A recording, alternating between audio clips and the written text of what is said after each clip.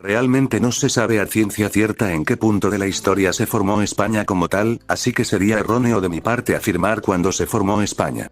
A mi consideración, España inicia tras el matrimonio de Fernando II de Aragón y su esposa, Isabel I de Castilla, esto el 19 de octubre de 1469.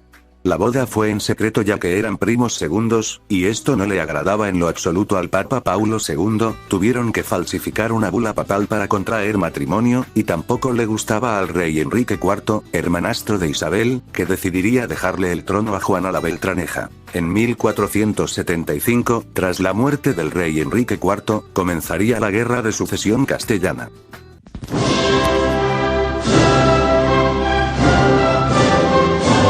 La guerra tuvo un marcado carácter internacional porque Isabel estaba casada con Fernando, heredero de la corona de Aragón, mientras que Juana se había casado con el rey Alfonso V de Portugal. Francia también intervino, apoyando a Portugal para evitar que Aragón, su rival en Italia, se uniera a Castilla. A pesar de algunos éxitos iniciales para los partidarios de Juana, la escasa agresividad militar de Alfonso V y las consecuencias políticas de la batalla de Toro llevaron a la desintegración del bando juanista entre 1476 y 1477. El matrimonio de Isabel y Fernando fue reconocido en las Cortes de Madrigal, abril-octubre de 1476, y su hija Isabel jurada heredera de la corona de Castilla. A partir de entonces el conflicto consistió esencialmente en una guerra entre Castilla y Portugal, cobrando gran importancia a la guerra naval en el Océano Atlántico. Las flotas portuguesas se impusieron a las castellanas en la lucha por el acceso a las riquezas de Guinea, oro y esclavos, donde se libró la decisiva batalla naval de Guinea. La guerra concluyó en 1479 con la firma del Tratado de Alcásogas, que reconocía a Isabel y Fernando como reyes de Castilla y otorgaba a Portugal la hegemonía en el Atlántico, con la excepción de las Islas Canarias.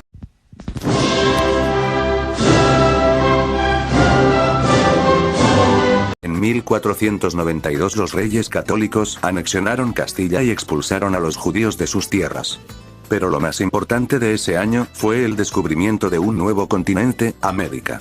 Los reyes católicos fueron los monarcas que facilitaron el descubrimiento de América. Cristóbal Colón fue un navegante y cartógrafo, español, portugués o italiano, que al servicio de la corona de Castilla descubrió una nueva ruta hacia las Indias. Las causas del descubrimiento fueron varias. Primero, descubrimiento de nuevos instrumentos de navegación. Sextante.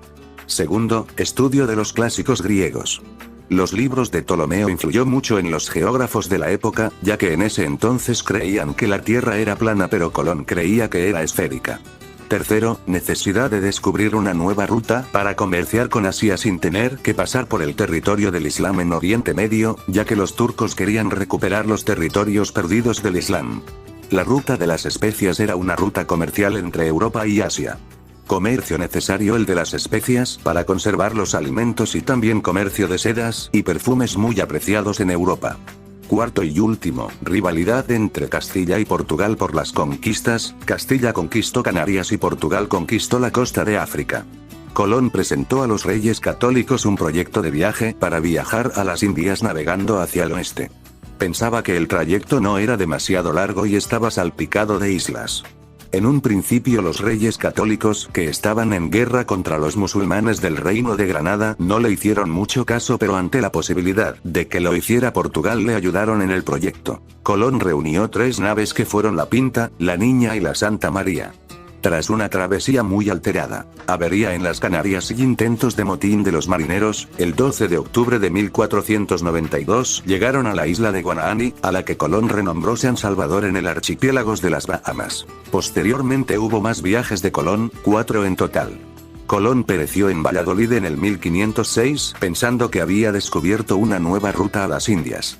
Posteriormente Américo Vespucio, cartógrafo italiano, se da cuenta que las tierras descubiertas no corresponden con los mapas de Asia y dibuja los mapas del nuevo continente. En su honor recibe el nombre de América.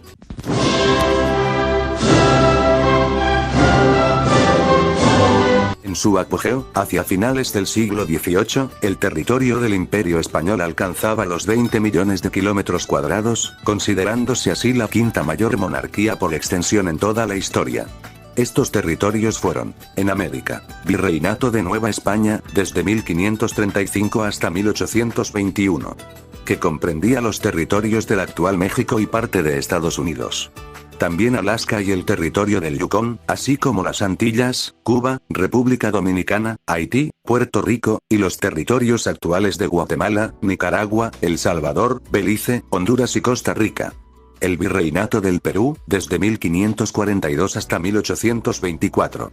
Que abarcaba los actuales territorios de Perú, Colombia, Argentina, Ecuador, Panamá, Chile, Bolivia, Paraguay, Uruguay, las Galápagos, parte de Brasil y de Venezuela.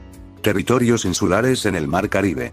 Como Antigua y Barbuda, Bahamas, Montserrat, San Martín, Anguila, Bonaire, Granada, San Cristóbal y Nieves, Curazao, Aruba, Jamaica, Islas Vírgenes, Martinica, Guadalupe, Barbados, Bermudas, San Bartolomé, Islas Turcas y Caicos, Santa Lucía, Islas Caimán y el archipiélago de San Andrés y Providencia.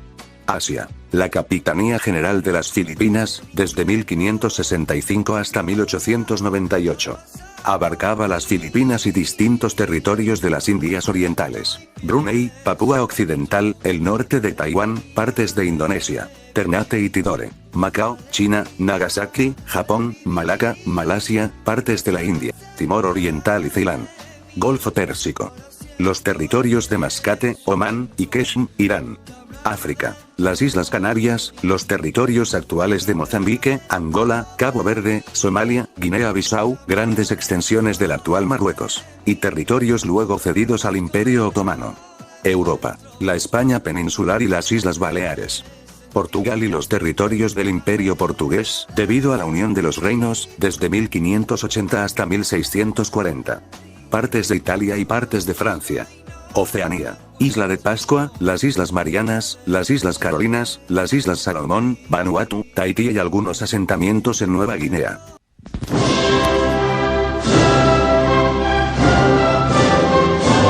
La decadencia fue estrepitosa en el caso español, pues el imperio pasó de ser una potencia mundial, con una economía y un ejército incontestables, a la pobreza y marginalidad casi desde mediados del siglo XVII. Situación que en el siglo XVIII resulta incontrovertible, pues desde ese momento las contradicciones tensaron hasta lo insostenible lo que quedaba del imperio. En primer lugar, las guerras y los gastos coloniales, así como la corrupción, seguían generando crisis económicas. En segundo lugar, la política austríaca basada en las uniones matrimoniales, exitosa en un principio, se reveló luego nociva y claustrofóbica, dejando como último Austria a un individuo de extrema debilidad física y mental, Carlos II, de cara alargada y exagerado prognatismo mandibular, propio de la endogamia extrema. Una representación tan cruel como veraz del imperio en aquel momento. En tercer lugar, la unión imperial con la cristiandad y la Iglesia católica, generaron gran atraso en lo económico, lo cultural y lo social. En cuarto lugar, el pretendido absolutismo degeneró durante el siglo XVII, en el período de los Austrias menores, en un gobierno de válidos, que jamás pudieron construir un territorio con una sólida cohesión. Un absolutismo que, lejos de solucionar los problemas económicos, religiosos y territoriales, pareció empeorarlos en gran medida. Algo ya muy evidente durante el siglo XIX, que amenaza durante varios momentos con el derrumbe total. Es todo por hoy, próximamente traeré la segunda parte, donde trataré de expander el punto sobre la decadencia del imperio y hablar sobre el siglo XX español. Sin nada más que decir, chau chau.